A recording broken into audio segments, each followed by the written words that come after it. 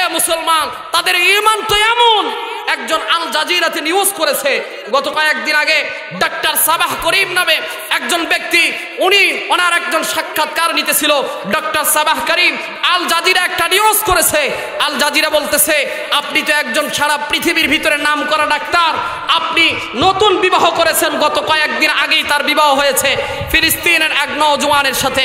Doctor Saba করিমকে প্রশ্ন করা হলো, আপনি নওজওয়ানের সাথে কয়েকদিন আগেই বিবাহ বন্ধনে আবদ্ধ হয়েছেন, আপনি সারা বিশ্বের ভিতরে নাম করা একজন ডাক্তার, আপনি তো চাইলে বিশেষজ্ঞ হিসেবে, ডাক্তার হিসেবে সারা পৃথিবীর ভিতরে আপনি সেবার কাজ করতে চান, কিন্তু আপনাকে আমরা প্রতিদিন দেখতে পাচ্ছি প্রতিদিন ফজরের পরে আপনি আপনার স্বামীর সাথে পাথর খোঁটার কাজ করেন, এটার কারণ কি?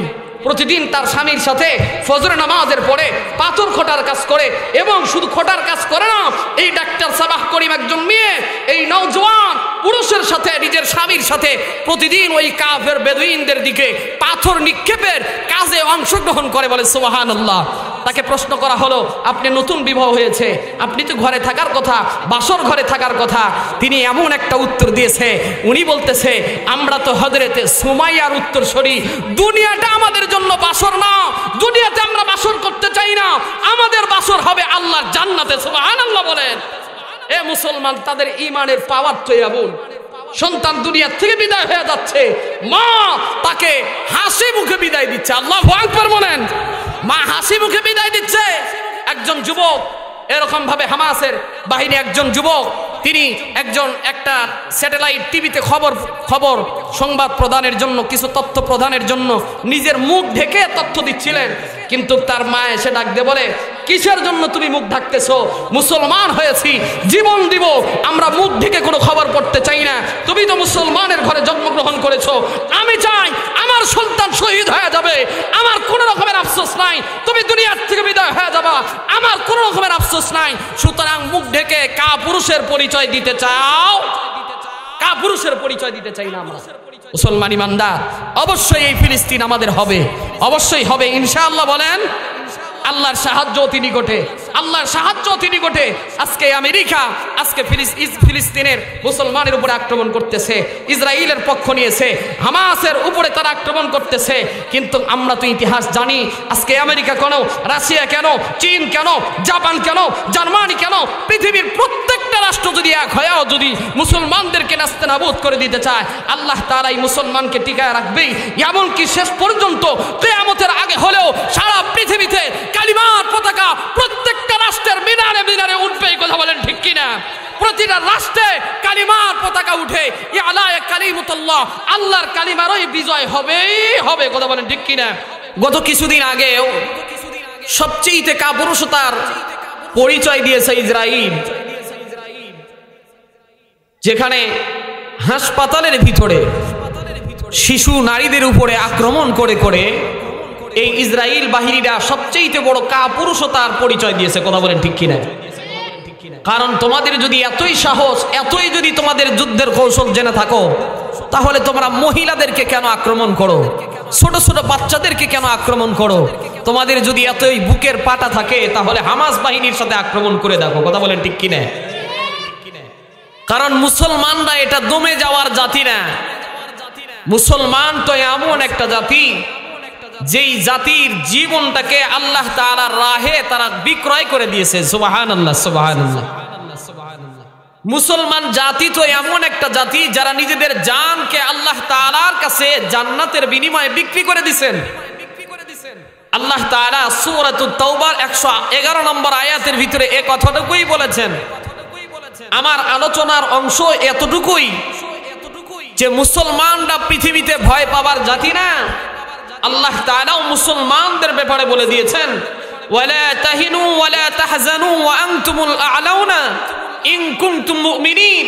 মুসলমান, তোমরা যদি প্রকৃতপক্ষে মুমিন হয়ে থাকো, তোমরা যতই কাফের বেদুইনগুলো তোমাদের উপরে নির্যাতনের স্টিম রুলার চালাক, তোমাদের উপরে আক্রমণ করুক, কিন্তু সব শেষে মুসলমানদেরই বিজয় হবে। কথা বলেন ঠিক কিনা? সব শেষে মুসলমানের বিজয়, এটা আল্লাহ তাআলা ঘোষণা করে দিয়েছেন।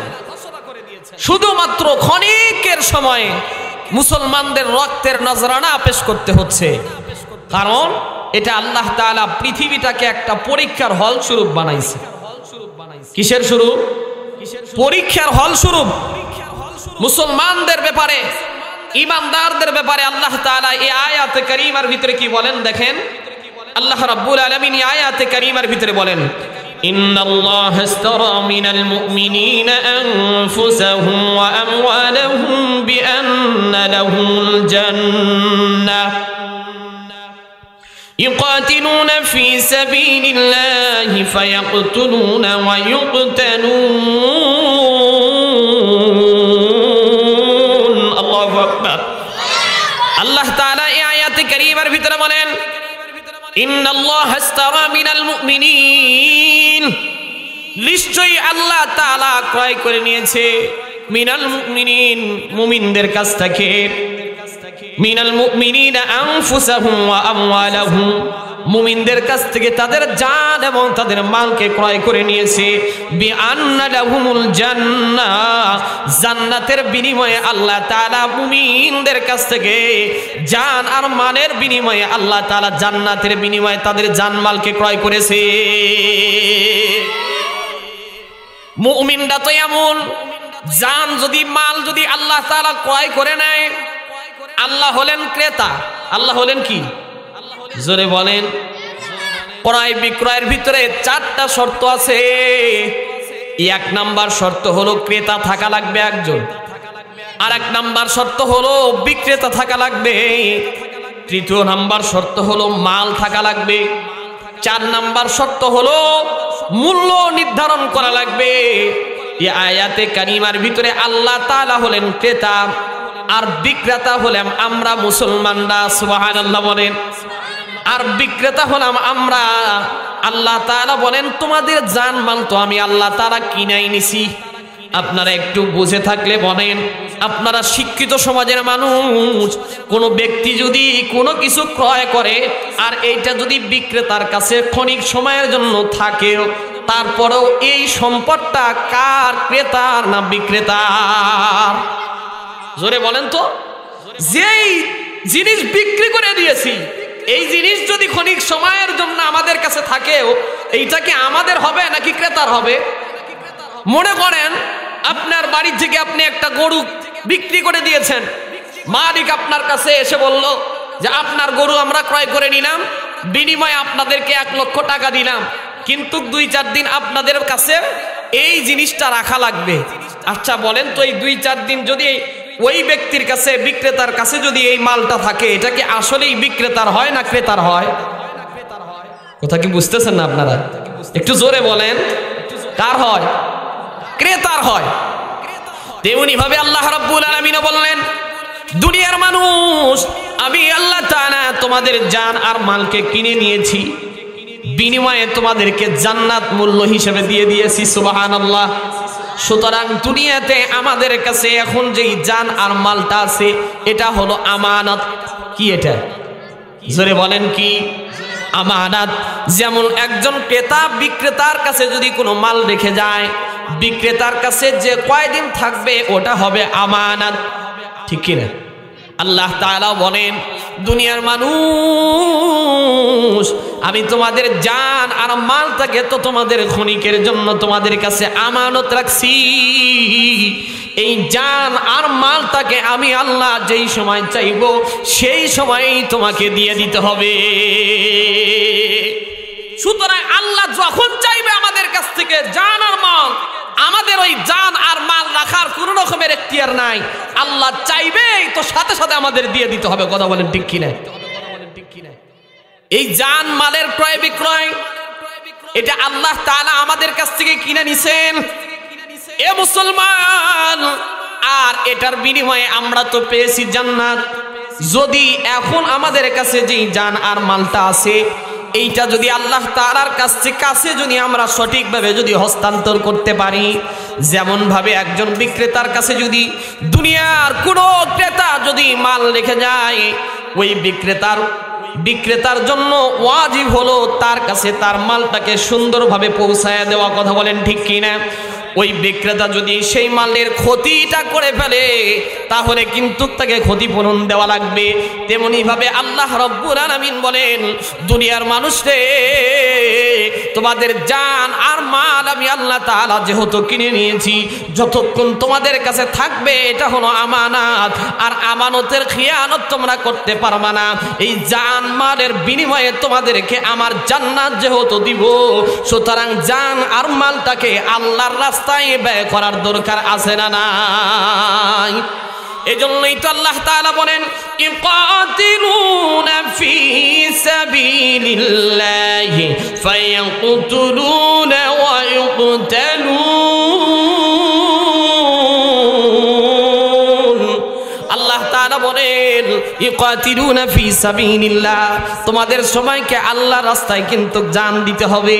ফি সাবিলিল্লাহি ওয়া ইয়াকতুলুনা ফায়ুকতালুন, তোমাদেরকে জান দিতে যায় তোমাদেরকে কেউ মারবে, আবার তোমাদেরও তাদেরকে মারতে হবে। এই আয়াত থেকে বোঝা যায় আল্লাহ তাআলা যেহেতু আমানত স্বরূপ আমাদেরকে দিয়েছেন, আর আমাদের জান মাল যারাই নিতে আসবে, আল্লাহ তাআলা ছাড়া অন্য কেউ যদি আমাদের জান মাল নিতে আসে তাহলে তাদেরকে সোজাভাবে দিলে হবে না, তাদেরকে আমাদের মালটা নিতে হলে আমাদের সাথে যুদ্ধ করেই নিতে হবে। কথা বলেন ঠিক কিনা? এই যে বর্তমান আমরা দেখেছি পৃথিবীর ফিলিস্তিনের সেই ভূখণ্ডের দিকে যদি আমরা একটু তাকাই, ভূখণ্ডটা মুসলমানের, ফিলিস্তিন ভূখণ্ডটাই হলো মুসলমানের, এটা আল্লাহ তাআলার পক্ষ থেকে দেওয়া। এই ফিলিস্তিনের ভূখণ্ডটা আজকে এই ইসরায়েলি বাহিনীরা আক্রমণ করে বাইতুল মুকাদ্দাসকে তারা নিয়ে যেতে চায়। মুসলমানরা এটা কোনো কালেই ছেড়ে দিতে রাজি, তারা নিজের জান দিবে, মাল দিবে, তবুও তারা বাইতুল মুকাদ্দাসকে ওই ইসরায়েলি সন্ত্রাস বাহিনীর থেকে রক্ষা করেই ছাড়বে। কথা বলেন ঠিক কি না? এটা তো মুসলমানের কাছে আমানত স্বরূপ আল্লাহ তাআলা দিয়েছে। আর এই ইহুদি নাস্তিকরা এরা মুসলমানের কোনোদিন বন্ধু ছিল না। আজকে তো সেই রাসূলের ইন্তেকালের 1450 বছর পেরিয়ে গেছে। রাসূল যখন দুনিয়াতে অবস্থান ছিলেন, রাসূল যখন বেঁচে ছিলেন, এই ইহুদিরা, নাসারারা, এই কাফের বেদুইনগুলো রাসূলকে কতবার যে মারার জন্য প্ল্যান করেছে এটার কোনো শেষ নাই। কথা বলেন ঠিক কি না? আল্লাহ নবীও তাদের বিরুদ্ধে জিহাদের ময়দানে অস্ত্র নিয়ে 27টা যুদ্ধের বিরুদ্ধে আল্লাহ রাসূল সাল্লাল্লাহু আলাইহি সাল্লাম 27টা যুদ্ধের ভিতরে আল্লাহ রাসূল নিজে নেতৃত্ব দিয়েছেন, তবুও কাফের ওই ইহুদি নাসারাদের কাছে নিজের মাথা নত করে। আমরা মুসলমান যারা আছি, আমরা তো সেই নবীর উত্তরসূরি, আমরা তো আবু বকরের উত্তরসূরি, আমরা তো ওমরের উত্তরসূরি, আমরা হযরতে ওসমানের উত্তরসূরি, আমরা আলীর উত্তরসূরি, আমরা হযরতে হুসাইনের উত্তরসূরি, আমরা আব্দুর রহমান ইবনে আউফের উত্তরসূরি, আমরা খালিদ বিন ওয়ালিদের উত্তরসূরি, আমরা সালাউদ্দিন আইয়ুবীর উত্তরসূরি। আমাদের সময়ও যদি ওই কাফের বেদুইনগুলো যদি আমাদের ওই বাইতুল মুকাদ্দাসকে যদি আবার আক্রমণ করে নিতে চায়, আবারও আমাদের কাছ থেকে যদি দখলদারিত্ব নিতে চায়, আমরা মুসলমানরাও সালাউদ্দিন আইয়ুবীর মতো, হযরত ওমরের মতো, হযরত ওসমানের মতো, হযরত আলীর মতো, আমরাও এমনকি নবীর মতো আমরাও জিহাদের ময়দানে ঝাঁপিয়ে পড়ব। আমাদের রক্ত বিন্দু থাকাকালীন অবস্থায় বাইতুল মুকাদ্দাস আমরা কাফেরদের হাতে ছেড়ে দিতে পারি না। কথা বলেন ঠিক কিনা? আল্লাহু আকবার, আল্লাহু আকবার। মুসলমান ইমানদার, একটা কথা মনে রাখবেন, আজকে ইহুদিদের ইতিহাস যদি আমরা খোঁজ করে দেখতে চাই, 1947 সালের দ্বিতীয় বিশ্বযুদ্ধের পরে, দ্বিতীয় বিশ্বযুদ্ধের সময় হিটলার 60 লক্ষ ইহুদিদেরকে হত্যা করেছিল। ওই সময় হিটলার একটা কথা বলেছিল, এই ইহুদিরা যদি পৃথিবীতে বেঁচে থাকে, এই নাসারারা যদি পৃথিবীতে বেঁচে থাকে, এরা কোনো জাতিকে দুনিয়ার ভিতরে সুন্দরভাবে বসবাস করতে দিবে না। এটা হিটলার বুঝেছিল, যার কারণে 60 লক্ষ ইহুদিদেরকে হত্যা করে যতগুলো বেঁচে ছিল তাদেরকে তারা তাদের রাষ্ট্র থেকে, ইউরোপ থেকে তাদেরকে বিতাড়িত করেছিল। ওই সময়ে এই ইসরায়েলের ইহুদির গোষ্ঠীরা তখন তারা ট্রলারে আরোহণ করে করে আমাদের বাইতুল মুকাদ্দাসে এসে ওই ফিলিস্তিনি মুসলমানদের কাছে তারা করজোড়ে অনুরোধ করে, তারা নিজেদের জান ভিক্ষা চেয়ে, তারা নিজেদের কাছে তাদের কাছে আশ্রয় চেয়েছিল। আজকে এই ইসরায়েলি সন্ত্রাস বাহিনীরাই আশ্রয় চাওয়া লোকরাই আজকে মুসলমানদের বিরুদ্ধে লেগে উঠেছিল। কথা বলেন ঠিক কিনা? এরা কিন্তু মুসলমান, এই ইসরায়েলি বাহিনীরা কিন্তু ফিলিস্তিনের আগের থেকে ছিল না। 1947 সালে আসার পরে 1948 সালে এই ইসরায়েলি সমস্ত ইহুদি নাসারারা আস্তে আস্তে এক হওয়া শুরু করলো। সমস্ত পৃথিবী থেকে ইসরায়েলের ভিতরে এসে 1948 সালে তারা একটা রাষ্ট্র গঠনের স্বীকৃতি চেয়ে, এমনকি তাদের নিজেদের রাষ্ট্রের স্বীকৃতি চেয়ে তারা এরকমভাবে আমেরিকার থেকে তারা নিজেদের স্বাধীন রাষ্ট্রের ঘোষণা দিল। তখন থেকেই 1948 পরের থেকেই শুরু করে নিয়ে আজ অবধি পর্যন্ত 2023 সাল পর্যন্ত আজ পর্যন্ত ওই ইহুদি নাসারাদের সাথে মুসলমানদের যুদ্ধ জিহাদ চলতেই আছে, কিয়ামত পর্যন্ত এটা চলতেই থাকবে। কথা বলেন ঠিক কিনা? এটা মনে করছি আমরা শেষ কয়েকদিনের, আমরা এখন তো অনেকেই আন্দোলন করতেছি, মিছিল করতেছি, বিক্ষোভ করতেছি, আর আমরা মনে করলাম যে এটা শেষ হয়ে যাবে। না, এটা কোনোদিন শেষ হবে না। ইমাম মাহদী আলাইহিস সালাম আসবে, হযরত ঈসা আলাইহিস সালাম জমিনে আসবে, ইমাম মাহদী আলাইহিস সালাম এসে ওই দাজ্জালের বিরুদ্ধে, ওই সময় দাজ্জাল হবে ইহুদিদের পক্ষে। এক হাতে জান্নাত তারা প্রমাণ করতে, এক হাতে জান্নাত দেখাবে, আর এক হাতে জাহান্নাম দেখাবে। জান্নাত দেখে দেখে ওই মুসলমান যদি কেউ জান্নাত দেখে দেখে, এমনকি সে একদিক থেকে সূর্য উঠাবে আর একদিকে সূর্য ডুবাবে, ওই সময়ে দাজ্জালের এত শক্তি থাকবে, দাজ্জালের হাতের ভিতরে বলবে এইটা জান্নাত, তোমরা আসো। যারা জান্নাতের ভিতরে আসবে তাদেরকে ক্ষণিকের সময় শান্তি দেওয়া হবে। প্রকৃতপক্ষে যারা জান্নাত মনে করে সেই দাজ্জালের কাছে যাবে তারাই হবে দুজখী। কথা বলেন ঠিক কিনা? ওই দাজ্জালকে দুনিয়ার থেকে শেষ করে আল্লাহর কারিমা ওই ফিলিস্তিনের বাইতুল মুকাদ্দাসের উপরে পথ পথ করে উড্ডীন হবে। জোরে বলেন, কথা বলেন ঠিক কিনা? সেই দিন হবে শেষ খেলা। খেলা তো এখন শেষ হয় নাই, খেলা তো কেবল শুরু। মুসলমানদের ঈমান পাকা করার খেলা শুরু হয়েছে। এখন বোঝা যাচ্ছে এই সময় এসে যে কারা পরিপূর্ণ মুসলমান আর কারা ডুপ্লিকেট মার্কা মুসলমান, কারা ফিলিস্তিনের পক্ষে, কারা ইসরায়েলের পক্ষে। বুঝবেন যারাই ইসরায়েলের পক্ষে, ওদের যদি দাড়িও থাকে, ওদের যদি টুপিও থাকে, ওরা যদি আবাও দিয়ে পড়ে, ওরা যদি বড় বড় ঘোমটাও পড়ে, ইসরায়েলের পক্ষে কথা বলে, বুঝবেন ও মুসলমানরা ওই ইসরায়েলের দালাল। কথা বলেন ঠিক কিনা? আমাদের দেশেও আছে ঘোমটা পরা কিছু আছে, ওরা বলবে বিক্ষোভ মিছিল করে লাভ কি? কথা বলেন, আছে না নাই? হুজুররা খাইয়ে দেয় কাম নাই, বিক্ষোভ মিছিল করতেছে, সমাবেশ করতেছে, তোমরা কি ওই ফিলিস্তিনে যায় যুদ্ধ জিহাদ করতে পারবা? হ্যাঁ, আমরা বলি এখনো যদি আমাদের ওই পরিবেশ আসে, আমরা ফিলিস্তিনের পক্ষ থেকে যদি আমাদেরকে এখনো ডাকা হয়, আমাদের রাষ্ট্র থেকে যদি যাওয়ার ব্যবস্থা করে দেওয়া হয়, আমরা যেতে রাজি আছি। কথা বলেন ঠিক কিনা? আমরা ফিলিস্তিনের মুসলমানের পক্ষে এখনো যুদ্ধ জিহাদ করতে রাজি আছি। কথা বলেন ঠিক কিনা?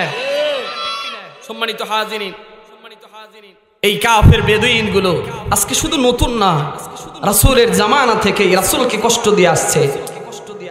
রাসূল সাল্লাল্লাহু আলাইহি ওয়াসাল্লামের জামানায় ওরা বদরের ভিতরেও 1000 ইহুদি নিয়ে এসে মুসলমানের 313 জন মুসলমানের উপরে আক্রমণ করেছে। কিন্তু আল্লাহ তাআলা ওই সময় মদদ দিছে কি দেয় নাই? জোরে বলেন, দিছে কি দেয় নাই? বদরের ময়দানে আল্লাহ তাআলা সাহায্য করছেন, উহুদের ময়দানে আল্লাহ তাআলা সাহায্য করছেন, খন্দকের ময়দানে আল্লাহ তাআলা সাহায্য করছেন, ফাতহে মক্কার সময় আল্লাহ তাআলা মুসলমানদেরকে বিনা রক্তপাতে মক্কা বিজয় দিয়ে দিবেন। সুবহানাল্লাহ, সুবহানাল্লাহ। যেই মক্কা থেকে আমার দয়ার নবী মায়ার নবীকে বের করে দেওয়া হয়েছিল, কাফের বেদুইন গুলো আমার নবীকে মক্কা থেকে তাড়ায় দিয়েছিল, মক্কা থেকে বের করে দিয়েছিল।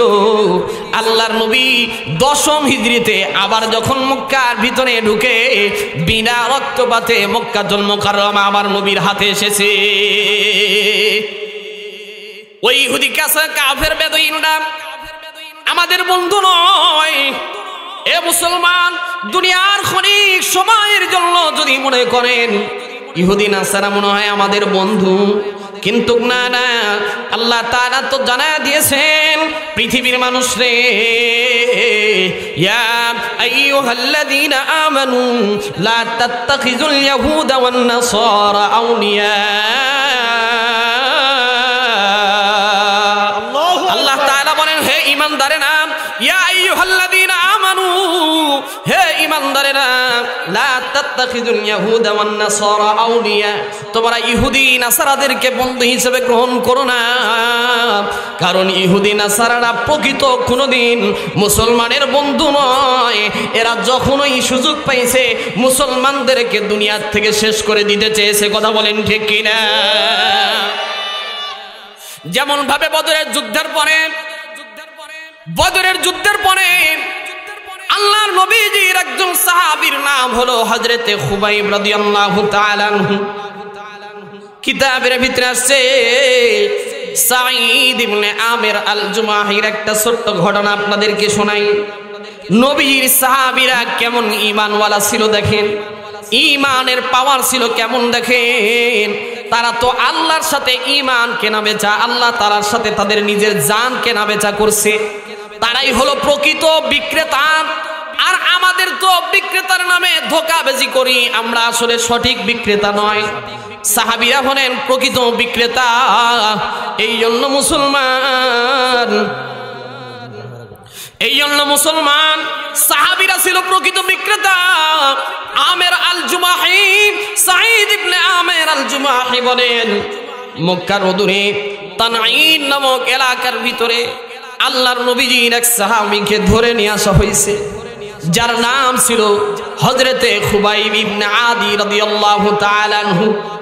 বদরের যুদ্ধের পরে খুবাইব ইবনে আদি রাদিয়াল্লাহু তাআলা আনহুকে মক্কার কাফের বেদুইন গুলো ধরে নিয়ে এসে মক্কার তানঈম নামক জায়গার ভিতরে, যেই জায়গাতে কেউ নাই, মরুভূমি প্রান্তরের ভিতরে একটা এরকম ভাবে কাঠের তক্তা দিয়া শুল বানানো হয়েছে। আর পুরা মক্কাতুল মুকাররমার ভিতরে ঘোষণা করে দিছে মুহাম্মাদের গুপ্তচরকে ওই শুলের উপরে চড়ানো হবে। ওই যে মুহাম্মাদের গুপ্তচর হযরতে খুবাইবকে পুরা কাফের বেদুইনের সামনে, হাজার হাজার কাফের বেদুইনের সামনে মুহাম্মাদের গুপ্তচরকে এরকম ভাবে সুরের উপরে চড়ানো হবে।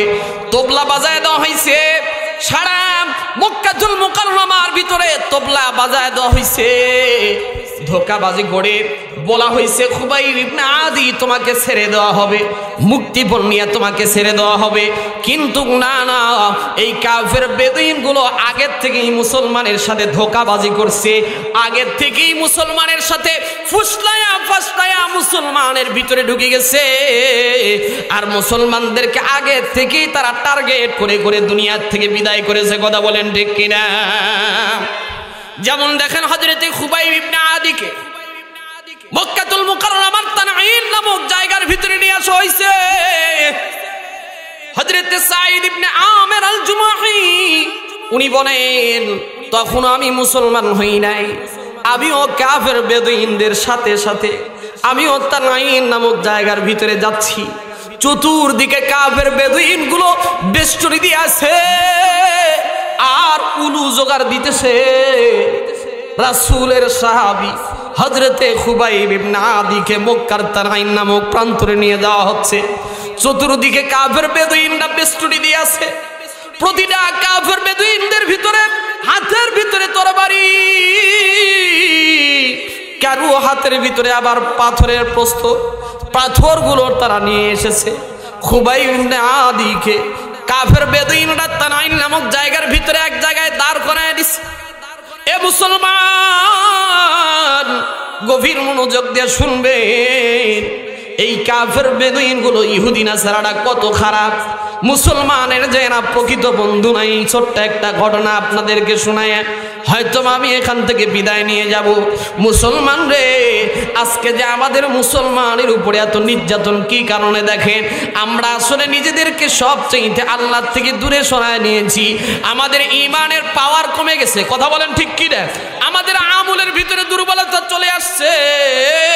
আমাদের আল্লাহর সাথে সম্পর্ক বিচ্ছেদ হয়ে গেছে, সম্পর্ক মজবুত নাই। যার কারণেই তো আজকে ইহুদি নাসারা দিয়া আল্লাহ তাআলা মুসলমানের উপরে জিল্লতির গিলানি টানাইতেছে। কথা বলেন ঠিক কিনা? কিন্তু আমরা মুসলমানরা এখনো যদি জেগে যাই, ঈমানটা যদি এখনো ওই সাহাবীদের মতো ঈমান হয়ে যায়, এখনো যদি আমরা মুসলমানরা আল্লাহর কাছে হাত তুলি, যদি এখনো ডাক দিয়ে বলি মাতা নাসরুল্লাহ,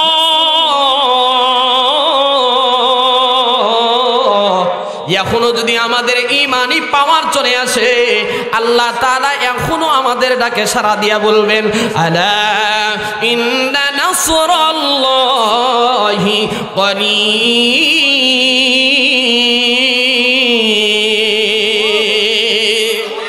এখনো আল্লাহ তাআলা মুসলমানদেরকে সাহায্য করার জন্য প্রস্তুত আছে। কিন্তু মুসলমান আমাদের ঈমানি পাওয়ার দুর্বল হয়ে গেছে, ঈমানের ভিতরে ভেজাল ঢুকে গেছে। আজকে ইহুদি নাসারাদের আমরা পা চাটা দালাল হয়ে গেছি। আজকে ইহুদিদের পণ্য আমরা সব সময় ব্যবহার করা শুরু করে দিয়েছি। ইহুদিদের সাথে আমাদের আজকে বড় বন্ধুত্ব, কাফের নাসারাদের সাথে আজকে বড় বন্ধুত্ব। আল্লাহ তাআলা এজন্য আমাদের ঈমানকে পাকাপুক্ত করার জন্য ইহুদি নাসারাদের, আমাদের ইহুদি নাসারারা আমাদের উপরে আজকে জিল্লতির গেলানি আমাদের উপরে আল্লাহ তাআলা নিজে দিয়ে দিচ্ছে। এটার থেকে বাঁচার একটাই উপায়, ওই মালিকের সাথে আমাদের সম্পর্ক বেশি করার দরকার আছে না নাই? জোরে বলেন আছে না নাই? খুবাইব ইবনে খুবাইব রাদিয়াল্লাহু তাআলা আনহু, দেখেন কেমন ঈমান ছিল, কেমন তারা ঈমানের বেচাকেনা করছে, কেমন তারা জান বেচাকেনা করছে আল্লাহর সাথে। খুবাইব রাদিয়াল্লাহু তাআলা আনহুকে মক্কার মরুভূমির তানঈম নামক জায়গার ভিতরে নিয়ে যাওয়া হচ্ছে।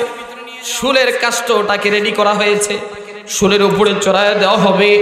খুবাইব রাদিয়াল্লাহু তাআলা নূর শরীরের ভিতরে তরবারির কুলনি দিয়া খুঁজায়া তরবারির কুলনি দিয়া খুঁজাইতেছে। ফিঙ্কি দিয়া রক্ত বের হয়। রক্ত প্রবাহিত হইতে হইতে হযরতে খুবাইব রাদিয়াল্লাহু তাআলা নূর শরীরটা দুর্বল হয়ে গেছে। কাফের বেদুইনগুলো খুবাইব রাদিয়াল্লাহু তাআলা আনহুর চতুর্দিকে বেষ্টনী দিয়ে আছে, একটা মুসলমান নাই, চতুর্দিকে শুধু কাফের আর কাফের। আর একজন মুসলমানের উপরে এমন ভাবে তারা হামলা করতেছে, খুবাইবের হাতটাকে কেটে দেওয়া হবে, পাটাকে দ্বিখণ্ডিত করা হবে। খুবাইব রাদিয়াল্লাহু তাআলা আনহুকে বলা হলো, খুবাইব রে, তোর জীবনের শেষ ইচ্ছাটা কি রে? খুবাইব একটু বল, তোর জীবনের শেষ ইচ্ছা কি? খুবাইব রাদিয়াল্লাহু তাআলা আনহু উনি কাফের বেদুইনদেরকে ডাক দিয়া বলল, সল্লি রাকাতাইন, আমার জীবনের শেষ ইচ্ছা, আমি ইন্তেকালের আগে একটু আল্লাহর কাছে 2 রাকাত নামাজ পড়তে চাই। তারা মৃত্যুর আগেও নামাজ ছাড়ে। জোরে বলেন ছাড়ে? মৃত্যুর আগেও নামাজ ছাড়ে নাই। এমন ছিল তাদের ঈমানি পাওয়ার, এমন ছিল তাদের নামাজের প্রতি হেফাজত। কিন্তু আমাদের মুসলমান, একটু বলেন তো, এখন আমাদের মুসলমানের নামাজ তো এমন হয়ে গেছে, মসজিদের পাশ দিয়ে মুসলমান যায়, এইদিকে আজান হয়, নামাজের ইকামত হয়, তবু আমাদের মতো নামধারী মুসলমানরা মসজিদে ঢুকতে চাই না। কথা বলেন ঠিক কিনা? আজান হয় প্রতি ওয়াক্ত, 5 ওয়াক্ত আজানে ডাকা হয়, হাইয়া আলাস সালাহ, হাইয়া আলাল ফালাহ। ইমাম সাহেব বারবার ডাকতেছে, আসো নামাজের দিকে আসো, আসো কল্যাণের দিকে আসো। কিন্তু আমরা দুর্ভাগা মুসলমান এমন হয়ে গেছি, 5 ওয়াক্ত নামাজে আমরা আল্লাহ তাআলার কাছে হাজিরা দিতে চাই। কিন্তু খুবাইব রাদিয়াল্লাহু তাআলা আনহু 2 রাকাত নামাজের পারমিশন নিছে। কয় রাকাত? জোরে বলেন। 2 রাকাত নামাজের পারমিশন নিয়ে হযরত খুবাইব নামাজের মুসল্লায় দাঁড়ায় গেছে। ছোট্ট 2টা সূরা দিয়া হযরত খুবাইব রাদিয়াল্লাহু তাআলা আনহু তাড়াতাড়ি করে নামাজটা শেষ করছে। নামাজটা শেষ করার পরে হযরত খুবাইবকে আবার শুলের উপরে চড়ায় দেওয়া হয়েছে। হযরত খুবাইব ডাক দিয়া বলে, ও কাফের বেদুইন রে, তোমরা যদি এটা না মনে করতাম আমি খুবাইব মনে হয় মৃত্যুর ভয়ে লম্বা লম্বা নামাজ পড়তেছি।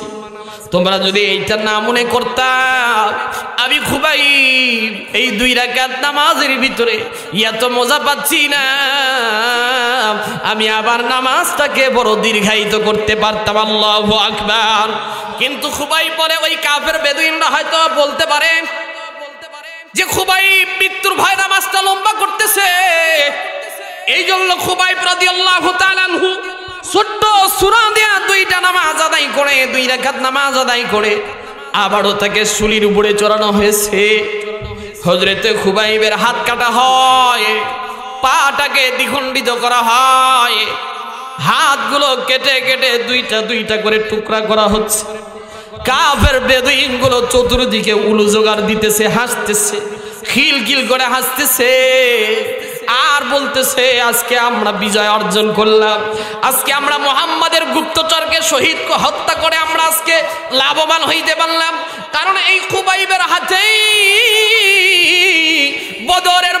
বদরের ময়দানে অনেকগুলো কাফের দুনিয়া থেকে বিদায় হয়েছিল, যার কারণে কাফেররা খুবাইবের উপরে ক্ষোভ ঝাড়তেছে, হাত পা গুলো 2টা টুকরা করলো। হযরত খুবাইব মালিকের কাছে দোয়া করে, ও মালিক, আল্লাহুম্মা আহসিহিম আদাদা ওয়াকতুলহুম বাদাদা। আয় আল্লাহ, এই কাফেরদেরকে আপনি গণনা করে করে রাখেন, এই কাফেরদেরকে আপনি দেখা রাখেন, এই কাফেরদেরকে আপনি হিসাব করে রাখেন। ওয়াকতুলহুম বাদাদা, এই কাফেরদেরকে আপনি সারি সারি ভাবে দুনিয়া থেকে বিদায় করে দিয়েন। হযরতে খুবাইব এভাবে আল্লাহর কাছে দোয়া করতেছে। দোয়া করার কিছুক্ষণ পরে হযরতে খুবাইবকে শুলের উপরে চড়ানো হবে। হযরতে খুবাইবের শুলের উপরে চড়ানোর আগে হযরতে খুবাইবকে ডাক দেয়া বলতেছে, খুবাইব রে, তোরে একটা সুযোগ দেই রে খুবাইব, তুই যদি বাঁচতে চাস রে খুবাইব, তোরে একটা সুযোগ দিব, তুই একটা বার বল, তোর মুখ দিয়ে একটা বার শুধু মুহাম্মদকে একটু গালি দে, ওই মুহাম্মদকে একটু গালি দিবি, আমরা সমস্ত কাফের বেদুইনগুলো সুপারিশ করে তোকে আমরা বাঁচাইয়া দিব। এমন কিতাবের ভিতরে আসছে, পুরা শরীর থেকে হযরত খুবাইবের রক্তগুলো ঝরে ঝরে নিস্তেজ হয়ে গেছে, শরীর দুর্বল হয়ে গেছে। এই নিস্তেজ শরীরে রাসূলের অপমানের কথা যখন শুনছে, আল্লাহর নবীকে অপমান করে যখন কাফের বেদুইনগুলো কথা বলেছে, হযরতে খুবাইব নিস্তেজ শরীর নিয়ে কাফেরদের দিকে তাকায় বলে, কাফের বেদুইন রে, নিজের জান দিলেও দিতে পারি, নিজের জান দিব, তবুও আমার সামনে আমার দ্বারা আমার নবীর পায়ের ভিতরে একটা কাটার আঘাত লাগবে, এটা আমি খুবাইব কোনোদিন সহ্য করতে পারবো না। ঈমানটা কেমন ছিল জানেন তো? হযরত খুবাইবকে একটা শুধু সুযোগ দিছে যে তোমার মুহাম্মাদের একটু গালি দাও, তোমারে ছেড়ে দিব, অথবা তুমি তোমার মুহাম্মাদের বিষয়ে কিছু কটু কথা বলো, তোমাদেরকে ছেড়ে দেওয়া হবে। খুবাইব রাদিয়াল্লাহু তাআলা আনহুর ঈমানের পাওয়ার ছিল কেমন? খুবাইব রাদিয়াল্লাহু তাআলা আনহু গর্জন দিয়ে উঠে ডাক দিয়ে বলতেছে, আমার নিজের জীবন চলে যেতে পারে, আমি শহীদ হব, আমার জীবন চলে যাবে, একবার শহীদ হব, আবারও যদি আল্লাহ তাআলা আমাকে জীবন দেয় আবারও শহীদ হব, আবারও জীবন দেয় আবারও শহীদ হব, 100 বারও যদি আমাকে জীবন দেওয়া হয় আমি শাহাদাত বরণ করতে রাজি আছি, তবু আমার নবীর ব্যাপারে একটা কটূক্তি করতে আমি রাজি নাই। চিল্লায় বলেন আল্লাহু আকবার। এমন তো ছিল নবীর সাহাবীদের ঈমান, নবীর সাহাবীদের ঈমান তো ছিল এমন যে তারা নিজেদের জানকে পরোয়া করত না, তারা নিজেদের দুনিয়ার আরাম আয়াসকে পরোয়া করত না, তারা নবীর ভালোবাসাটাকে পরোয়া করছে, নবীকে মুহাব্বত করছে নিজের জীবনের চাইতে বেশি, নিজের জীবন চলে গেছে তবুও নবীজির একটা কটূক্তি তারা কোনোদিন সহ্য করতে পারে নাই। চিল্লায় বলেন সুবহানাল্লাহ। এমন একজন সাহাবীর নাম আসছে কিতাবের ভিতরে, যাকে আল্লাহর নবী ছুটি দিয়ে দিয়েছেন, ছুটি বলছে, সাহাবীরে তোমার যুদ্ধের ময়দানে যাওয়া লাগবে না, যুদ্ধের ময়দানে তোমার যাওয়া লাগবে না রে সাহাবী, তুমি যাও। সাহাবী বাড়িতে যায় অনুমতি পায়া বিবাহ করছে। বিবাহ করার পরে লাইলাতুল জুফাফ বাসর রাত আল্লাহ নবী তার বিবাহ পড়ায়া যুদ্ধের ময়দানে চলে গেছে। উহুদের যুদ্ধের দামামা বেজে গেছে। কিছুক্ষণ পরে খবর আছে, কে যেন ডাক দিয়ে বলে, কদ কুতিলা মুহাম্মদ, দুনিয়াতে মুহাম্মদ নাই রে, দুনিয়াতে মুহাম্মদ নাই। হযরতে হানজালা কিতাবের ভিতরে আসছে, তার নাম হলো হযরতে হানজালা। হযরতে হানজালা রাদিয়াল্লাহু তাআলা আনহু ফরজ গোসল করবে বাসর রাত। স্ত্রীকে ডাক দিয়ে বলে, প্রিয়তমা স্ত্রী রে, আমার তরবারিটা কই, আমার তরবারিটা একটু নিয়ে আসো না। আমি আমার নবীকে ওই কাফের বেদুইন গুলো, ইহুদি গুলো হত্যা করে ফেলছে রে। আমি আর ছুটি কাটাইতে চাই না, আমি এখন এই যুদ্ধের ময়দানে যাব, নিজের জীবনটা দিয়ে দিব। নিজের জীবনের বিনিময় হলো আমার নবীকে রক্ষা করতে চাই। স্ত্রী ডাক দিয়ে বলে, প্রাণের স্বামী আমার, আপনাকে তো আমার দয়ার নবী ছুটি দিয়ে দিছে, লাইলাতুল জুফাফের জন্য আপনারে তো ছুটি দিয়ে দিছে, বিবাহের জন্য তো আপনারে ছুটি দিয়ে দিছে। সাহাবীরা ডাক দিয়া বলে, না রে, আমার ছুটির দরকার নাই। তরবারিটা নিয়ে হযরতে হানজালা যুদ্ধের ময়দানে দৌড় দিয়ে দিছে। কিতাবের ভিতরে আসছে, হযরতে হানজালা রাদিয়াল্লাহু তাআলা আনহু যুদ্ধের ময়দানে যাওয়ার পর একের পর এক কাফের বেদুইন গুলোকে দুনিয়া থেকে বিদায় করে দিতেছে। এক পর্যায়ে হঠাৎ করে দূর থেকে একটা কাফেরের তীরের আঘাত এসে হযরতে হানজালার শরীরের ভিতরে লাগছে। হযরতে হানজালার তরবারিটা পড়ে গেছে। আবারও কাফেররা অতর্কিত আক্রমণ চালায়া চালায়া হযরতে হানজালার পুরো শরীরটাকে ঝাঁঝরা করে দিছে। কিতাবের ভিতরে আসছে, উহুদের যুদ্ধ যখন শেষ হয়ে গেছে, ৭০ জন মুসলমান দুনিয়ার থেকে বিদায় হয়ে গেছে। আল্লাহ নবীজির সাহাবী, আল্লাহ নবীজি প্রত্যেকটা সাহাবীদেরকে ডাক দিয়ে বললেন, সাহাবীরা রে, উহুদের ময়দানে যে সমস্ত সাহাবীরা শহীদ হয়েছে তাদেরকে একত্রিত করো, তাদেরকে গণনা করো, তাদেরকে ডেকে ডেকে এক জায়গায় নিয়ে আসো। ইতিমধ্যেই একজন মহিলা আছে, আল্লাহ নবীকে ডাক দিয়ে বলে, দয়ার নবী, মায়ার নবী গো, আমি জানি প্রত্যেকটা শহীদকে বিনা গোসলে আপনি দাফনের কাজ কমপ্লিট করবে। কারণ শহীদের বিধান হলো, যারা শহীদ হয় তারা রক্ত মাখা জামা নিয়ে তাদেরকে দাফন করতে হয়। তারা যেন আল্লাহ তাআলার কাছে কাল কিয়ামতের ময়দানে রক্ত মাখা জামা কাপড় নিয়ে দণ্ডায়মান হইতে পারে। সুবহানাল্লাহ।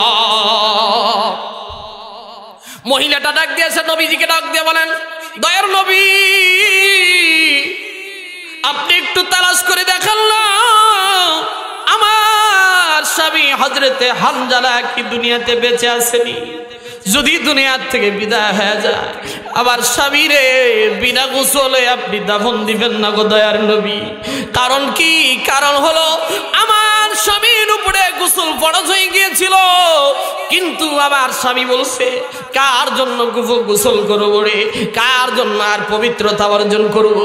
আমার দয়ার নবী নাই, আমার মায়ার নবী উহুদের ময়দানে দুনিয়ার থেকে বিদায় হয়ে গেছে, গোসলের আর দরকার নাই। দে রে বিবি দে, তরবারিটা হাতের ভিতরে দে। তরবারিটা নিয়ে জিহাদের ময়দানে আসছে। আল্লাহর নবী ডাক দিয়ে বললেন, যে সাহাবী, দেখো তো হানজালার লাশটা আসেনি। কিতাবের ভিতরে আসছে, হযরতে হানজালার লাশটা তালাশ করে করে কোথাও হযরতে হানজালার লাশ খুঁজে পাওয়া যায় না। ৬৯ জন শহীদের লাশকে খুঁজে পাওয়া যায়, হযরতে হানজালার লাশ নাই, কোথাও হযরতে হানজালা নাই। কি ব্যাপার? আল্লাহ নবী ডাক দিয়ে বলেন, আমার হানজালার উপরে আল্লাহ তাআলা কি নারাজ হয়েছেনি? আমার হানজালা বিনা গোসলে জিহাদের ময়দানে আসার কারণে আল্লাহ তাআলা বুঝি আমার হানজালার উপরে নারাজ হয়ে গেছে নাকি? কি কিছুক্ষণ পরে আমার আল্লাহ তাআলা জিবরাইলের মাধ্যমে ডাক দেয়, বলে জিবরাইল রে যা রে জিবরাইল যা, আমার বন্ধুরে যায় বল ওই হানজালার লাশকে তালাশ করা লাগবে না। হযরতে হানজালা বাসর রাত্রে বিনা গোসলে আসার কারণে, বাসরের কারণে সে দুনিয়া বিমুখ হয়ে গেছে, দুনিয়াকে ত্যাগ করে লাথি মেরে জিহাদের ময়দানে আসছে। এই ত্যাগটাকে আমার আল্লাহ এত কবুল করেছে যে হযরতে হানজালাকে দুনিয়ার পানি দিয়ে কোনো গোসল করায় নাই, আল্লাহ তাআলা তাকে জান্নাতে উঠায়া হাউজে কাউসারের পানি দিয়া গোসল করাইছে। হাউজে কাউসারের পানি দিয়া তারে গোসল করাইছে। এটা ছিল তো দুনিয়ার হাউজে কাউসারের পানির একটা পাওয়া, এটা ছিল নবীর আশক। নবীর আশক ঢুকানোর কারণে মুসলমান নবীকে মোহাব্বত করার কারণে, দ্বীনকে প্রাধান্য দেওয়ার কারণে, আর নিজের জানকে আল্লাহর কাছে বিক্রি করে দেওয়ার কারণে আল্লাহ তাআলা হযরতে হানজালা রাদিয়াল্লাহু তাআলা আনহুকে দুনিয়া থেকে জান্নাতের পানি দিয়া গোসল করাইছে। আল্লাহ তাআলার কাছে আমাদের জান আর মালের বিনিময়ে যেহেতু আমাদের ঈমানটা, আমাদের জীবনটা বিক্রি করে দিয়েছি, মালটা বিক্রি করে দিয়েছি, সুতরাং আমাদের জান আমাদের মাল এটা আর আমার নাই, এটা হয়ে গেছে কার বলেন তো?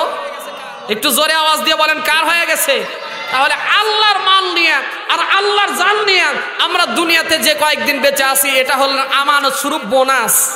এটা কি বলেন তো? বোনাস। সুতরাং আমরা যদি দুনিয়ার থেকে বিদায় হয়ে যাই, আমরা যদি জিহাদ করে মারা যাই, আজকে ফিলিস্তিনের মুসলমানরা ছোট ছোট বাচ্চারা পর্যন্ত শহীদের মর্যাদা পাচ্ছে। সুবহানাল্লাহ বলেন। ছোট ছোট বাচ্চা, এই তো গত 2 দিন আগে ছোট্ট একটা আমরা ভিডিও দেখেছি, যেই ভিডিওটা সারা বিশ্ব তোলপাড় করে দিয়েছে। পৃথিবীর সর্বকনিষ্ঠ শহীদ যার নাম নওফেল, উনি মাত্র 7 দিন হলে দুনিয়াতে আসছে। ওই কাফের বেদুইনের বাচ্চারা, ওই ইহুদির মালাউনের বাচ্চারা, ওই সন্ত্রাস বাহিনীরা আমাদের ছোট্ট নওফেলকে 7 দিনের বাচ্চাকেও বুলেট মেরে তাকেও শহীদ করে দিয়েছে। তারা শহীদ হয়ে যাচ্ছে। 7 দিনের সবচেয়ে পৃথিবীতে কনিষ্ঠ শহীদ হযরতে নওফেল। আল্লাহ তাআলা হযরতে নওফেল সহ ওই ফিলিস্তিনের যতগুলো মুসলমান দুনিয়ার থেকে বিদায় হয়ে যাচ্ছে, আল্লাহ তাআলা তাদের সবাইকে শাহাদাতের মর্যাদা দান করুন, বলেন আমিন। এ মুসলমান, তাদের ঈমান তো এমন, একজন আল জাজিরাতে নিউজ করেছে গত কয়েকদিন আগে, ডাক্তার সাবাহ করিম নামে একজন ব্যক্তি, ওনার একজন সাক্ষাৎকার নিতেছিল doctor Sabah Karim. Al Jazeera একটা নিউজ করেছে। আল জাজিরা বলতেছে, আপনি তো একজন সারা পৃথিবীর ভিতরে নাম করা ডাক্তার, আপনি নতুন বিবাহ করেছেন, গত কয়েকদিন আগেই তার বিবাহ হয়েছে ফিলিস্তিনের এক নওজওয়ানের সাথে। ডাক্তার সাবাহ করিমকে প্রশ্ন করা হলো, আপনি নওজওয়ানের সাথে কয়েকদিন আগেই বিবাহ বন্ধনে আবদ্ধ হয়েছেন, আপনি সারা বিশ্বের ভিতরে নাম করা একজন ডাক্তার, আপনি তো চাইলে বিশেষজ্ঞ হিসাবে, ডাক্তার হিসাবে সারা পৃথিবীর ভিতরে আপনি সেবার কাজ করতে চান, কিন্তু আপনাকে আমরা প্রতিদিন দেখতে পাচ্ছি, প্রতিদিন ফজরের পরে আপনি আপনার স্বামীর সাথে পাথর খোঁটার কাজ করেন, এটার কারণ কি? প্রতিদিন তার স্বামীর সাথে ফজর নামাজের পরে পাথর খোঁটার কাজ করে, এবং শুধু খোঁটার কাজ করে না, এই ডাক্তার সাবাহ করিম একজন মেয়ে, এই নওজওয়ান পুরুষের সাথে, নিজের স্বামীর সাথে প্রতিদিন ওই কাফের বেদুইনদের দিকে পাথর নিক্ষেপের কাজে অংশগ্রহণ করে, বলে সুবহানাল্লাহ। তাকে প্রশ্ন করা হলো, আপনি নতুন বিবাহ হয়েছে, আপনি তো ঘরে থাকার কথা, বাসর ঘরে থাকার কথা। তিনি এমন একটা উত্তর দিয়েছে, উনি বলতেছে, আমরা তো হযরতে সুমাইয়ার উত্তরসূরি, দুনিয়াটা আমাদের জন্য বাসর না, দুনিয়াতে আমরা বাসর করতে চাই না, আমাদের বাসর হবে আল্লাহর জান্নাতে। সুবহানাল্লাহ বলেন। এ মুসলমান, তাদের ঈমানের পাওয়ার তো এমন, সন্তান দুনিয়া থেকে বিদায় হয়ে যাচ্ছে, মা তাকে হাসি মুখে বিদায় দিচ্ছে। আল্লাহু আকবার বলেন। মা হাসি মুখে বিদায় দিচ্ছে। একজন যুবক এরকম ভাবে হামাসের বাহিনী, একজন যুবক, তিনি একটা স্যাটেলাইট টিভিতে খবর সংবাদ প্রদানের জন্য, কিছু তথ্য প্রদানের জন্য নিজের মুখ ঢেকে তথ্য দিচ্ছিলেন, কিন্তু তার মা এসে ডাক দিয়ে বলে, কিসের জন্য তুমি মুখ ঢাকতেছো? মুসলমান হয়েছি, জীবন দিব, আমরা মুখ ঢেকে কোনো খবর পড়তে চাই না। তুমি তো মুসলমানের ঘরে জন্মগ্রহণ করেছো, আমি চাই আমার সন্তান শহীদ হয়ে যাবে, আমার কোনো রকমের আফসোস নাই। তুমি দুনিয়ার থেকে বিদায় হয়ে যাবা, আমার কোনো রকমের আফসোস নাই। সুতরাং মুখ ঢেকে কাপুরুষের পরিচয় দিতে চাও? কাপুরুষের পরিচয় দিতে চাই না আমরা। মুসলমান ইমানদার, অবশ্যই এই ফিলিস্তিন আমাদের হবে, অবশ্যই হবে ইনশাআল্লাহ। বলেন আল্লাহর সাহায্য অতি নিকটে, আল্লাহর সাহায্য অতি নিকটে। আজকে আমেরিকা আজকে ফিলিস্তিনের মুসলমানের উপরে আক্রমণ করতেছে, ইসরায়েলের পক্ষ নিয়েছে, হামাসের উপরে তারা আক্রমণ করতেছে।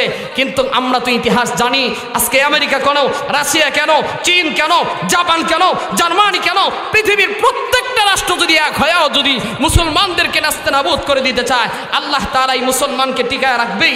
এমনকি শেষ পর্যন্ত কিয়ামতের আগে হলেও সারা পৃথিবীতে কালিমার পতাকা প্রত্যেকটা রাষ্ট্রের মিনারে মিনারে উঠবে। কথা বলেন ঠিক কিনা?